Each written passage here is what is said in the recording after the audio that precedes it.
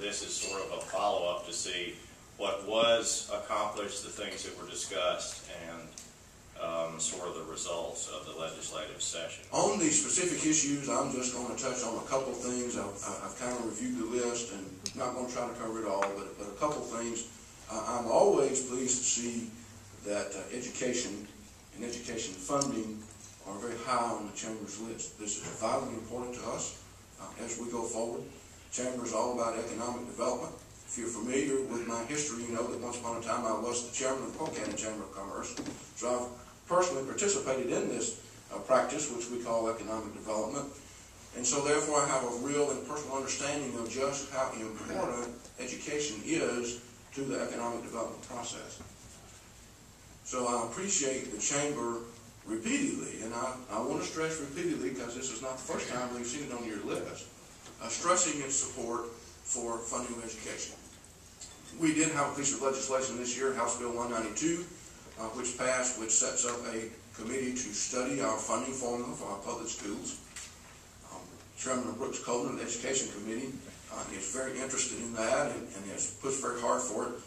And I do believe, because I count him one of my better friends in the House, he is very sincere about this effort and is determined to see to it that we work through that process in an appropriate fashion and have a very real discussion of education funding. So I'm looking forward to that process as it unfolds. The very first one on your list is the one that I really worked on all of this year and continue to work on every day, and that is Northwest Georgia Regional's closing. That came as such a shock, and I know that no matter how many times we say it, there are people who will be hard to believe that factor. But immediately, the same day as the inauguration, Dr. Schultz came to me on the floor as everyone had really left the building and told me his plans. And I said, whoa, we got to pull this delegation together. I'm not taking this one on by myself. So we did. We adjourned because of the ice, and the minute we were back in the Capitol before our first session, we all came together as a delegation and have been very committed to working on that together. This is a challenge. It was a surprise for our governor. It was left for him to deal with.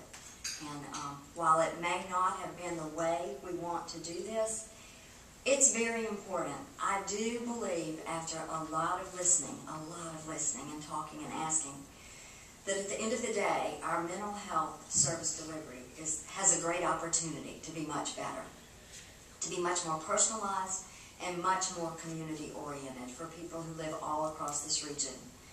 There are blessings to being what is considered the first. While Milledgeville did close, it was under a completely different order. It was something that had to happen and had to happen quickly. While this seems very quick, we've bought a little more time in the process, and if we have not done what needs to be done, I think that you will have at least 5 voices that are often at this table making sure that it is handled appropriately.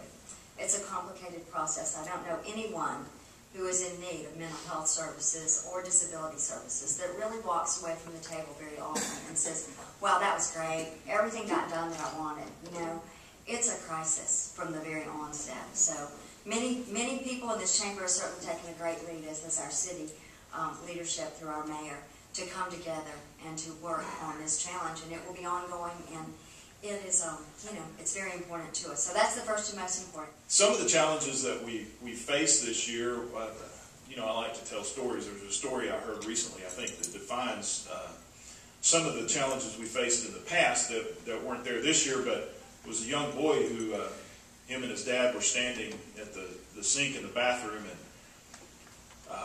the boy turned around and he accidentally dropped his toothbrush in the toilet.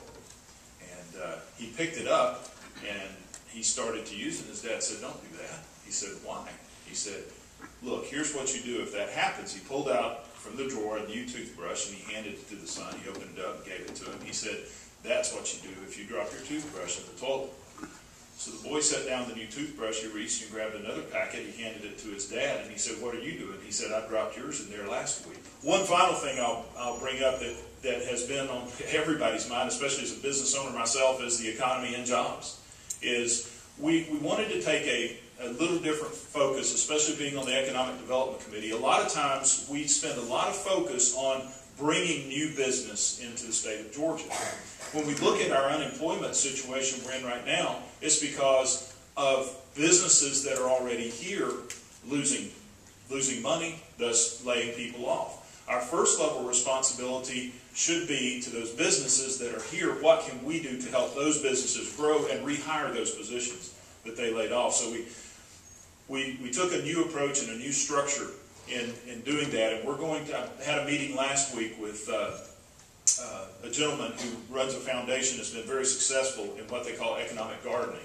And we're looking at bringing some of the programs even up in this area once we can get them established here in Georgia, which helps existing businesses to restructure, give them the data they need to grow their business, to find new markets and new customers out there, and basically streamline their business so they can go out and rehire. Another piece of legislation that we did pass, both in the House and the Senate, which I'm personally very excited about, didn't get a lot of media coverage because there's not a lot of drama involved with it, but it was Senate Resolution 68, a bill I authored, and we passed early in the Senate, and passed on the last day in the House. It establishes a study commission, which was formulated a lot like the tax commission, in that we're going to go around the state and we're going to have open forums as well as meetings with business leaders in structuring a science and technology strategic plan for the state of Georgia. We're one of the few states in the southeast that does not have a strategic plan in moving Georgia towards science and technology.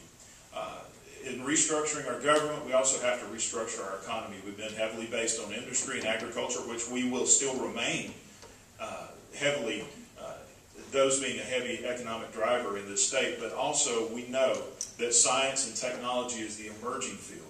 And when we look at companies such as Google, who choose North Carolina over Georgia to establish a data center, or many of the other biotechnology companies many of them are grown here in Georgia. We have some of the top research institutes here. We have a lot of angel investors that help start these companies, but once they start growing, they tend to move out of Georgia, and we want to address that. How do we keep these businesses here?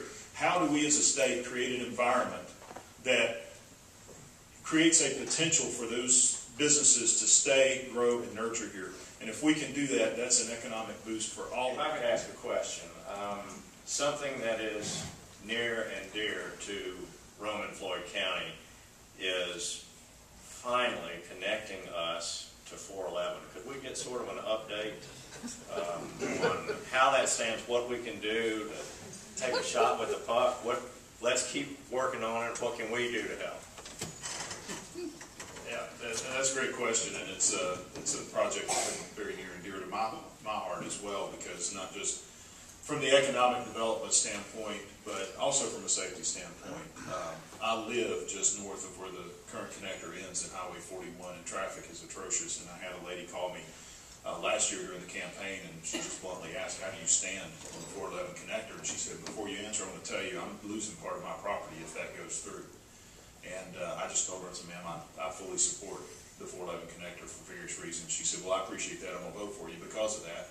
But she went on to tell me that a good friend of hers was killed right there on 41, by someone who was coming into Rome, and it's just the fact that they were there, and there was no fault necessarily on that motorist in the accident, but it was a good friend of hers, and she said, even though I'm going to lose part of my property, this has to be done. It's the right thing to do. It is progressing.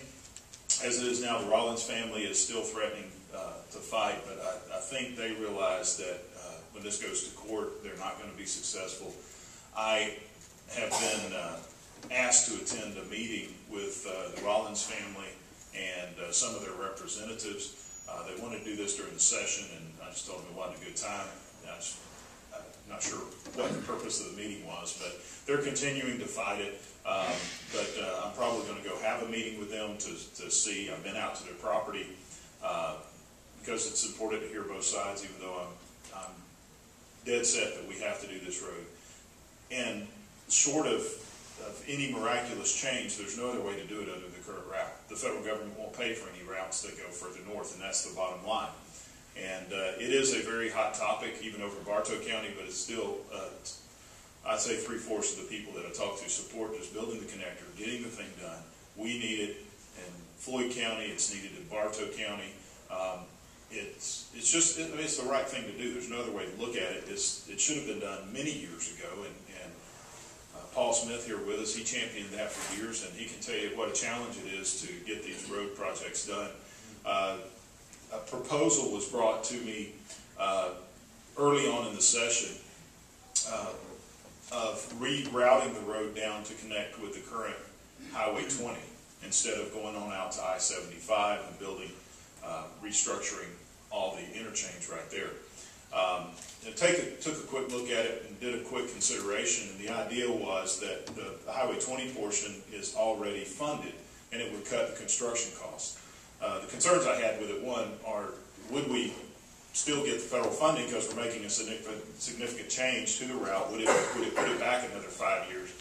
But after we started looking at it, I realized that's probably not a good option, because one of the priorities that I've always held to is that this needs to be limited access. We don't need a bunch of traffic lights on that road. We need to get travelers straight from Rome all the way to I-75.